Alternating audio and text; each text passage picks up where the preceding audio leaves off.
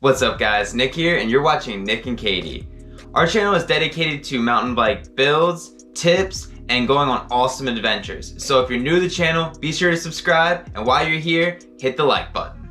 We try our very best with what we got. We don't have fancy cameras, we don't have fancy lights. We literally are shooting this with a GoPro Hero 8 right now. Sometimes we film with our cell phones. And for our lighting, we just have a small little pocket light. Everything else in here was set up for maybe under $100 at Lowe's. We built some shelves, we've got these lights back here, nothing fancy. And we're gonna show you how you guys can set up your space where you shoot YouTube videos to make it look just as nice. All right, without any further introduction, let's get into the video. So the most important thing when it comes to shooting a YouTube video is the lighting. If you have bad lighting, the video is just not gonna quite come up to par with some of the more professional YouTube channels.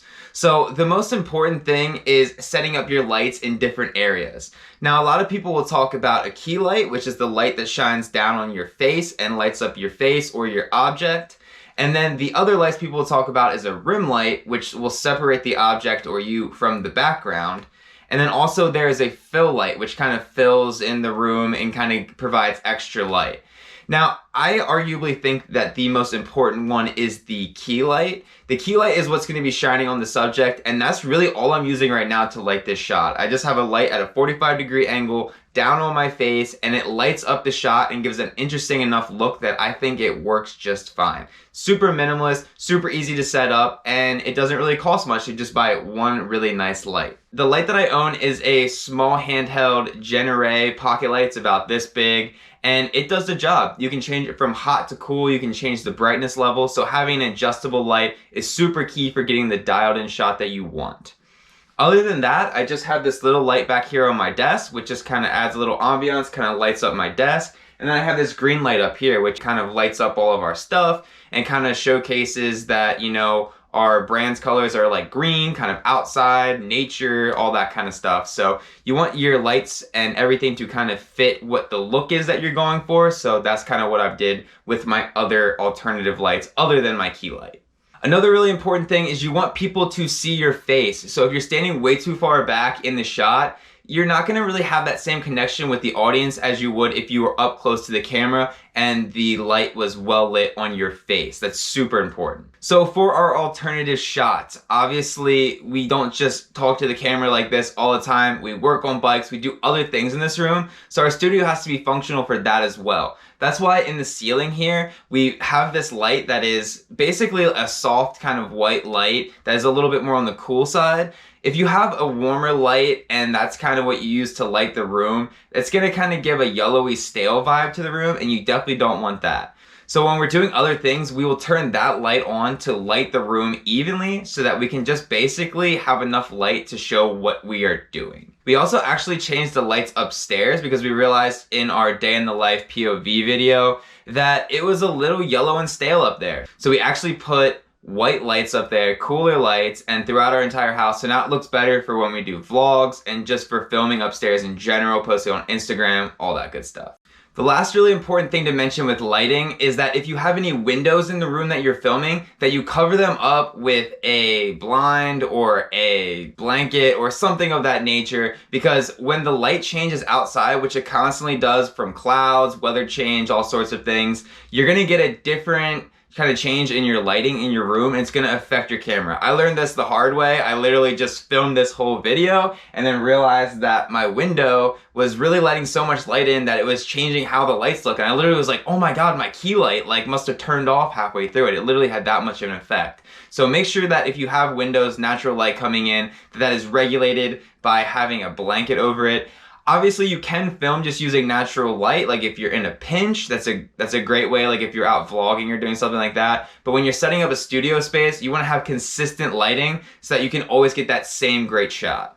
So when it comes to studio space, it not only has to be functional, but it has to be well organized as well. There's nothing worse than looking behind you and just seeing a bunch of crap, unless it's, you know, your style. Unless you're kind of working in a garage or something like that and it kind of fits your brand or your image, you kind of have a messy kind of like rough edge to it, that's fine. But in most cases, you're going to want to be organized and have a background behind you that isn't too distracting.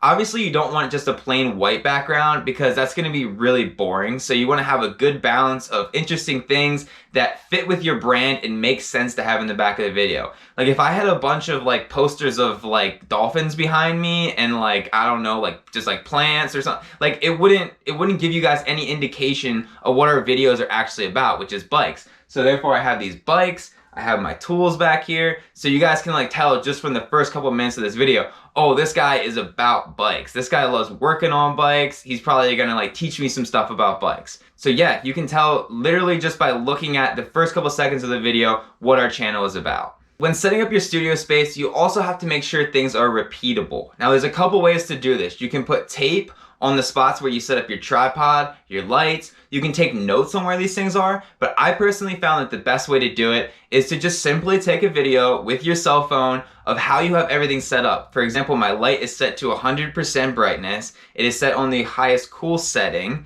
And then I just basically took a little shot of where my tripod was, where my seat was, and everything else was basically just easy to remember. I had my green lights turned on, I had this light turned to the lowest setting. So you just want to be able to remember exactly how you set it up so you can go right in and get those shots. Another thing that's really important is if you have a camera that has settings that are adjustable, you want to make sure that you have a preset for that camera. So for my GoPro, I have it basically set to a preset for this particular filming situation where I'm talking to the camera here. So I don't really have to fiddle around with camera settings, getting everything to work right. I can just go in, hit the preset, and we're good to go. Another thing that's super important to keep in mind when filming, especially in a tight space like this, is that if you just sit your camera up and kind of leave it rolling for like a half hour, 45 minutes, you're gonna get some really boring footage. So you gotta really take that time to set up the shot. Now sometimes I'm working on my bike, so I have to constantly be moving the camera around if I'm at different spots of the bike, setting up the lighting in different ways so that I can make sure that I get a very interesting shot so that my audience stays watching. And if you're just basically gonna film something from far away, like you're kind of looking from like a creepy onlooker angle and there's nothing really going on, no changes, no B-roll, that's not gonna be super interesting and people are probably gonna click off of your videos. So changing up your shot will really keep the audience's attention at its peak. I also just wanted to mention something too, that it is not important what camera you use. We use our GoPro and we use our cell phones and it does the job. So don't stress and don't feel like you have to go out there and buy that several $1,000 camera. You can get great shots just using the things that you have.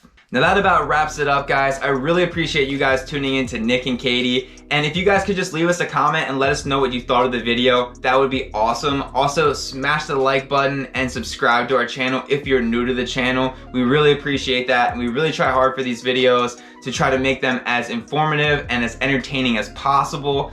And as always, I'm Nick, and you're watching Nick and Katie. Thanks for watching, guys.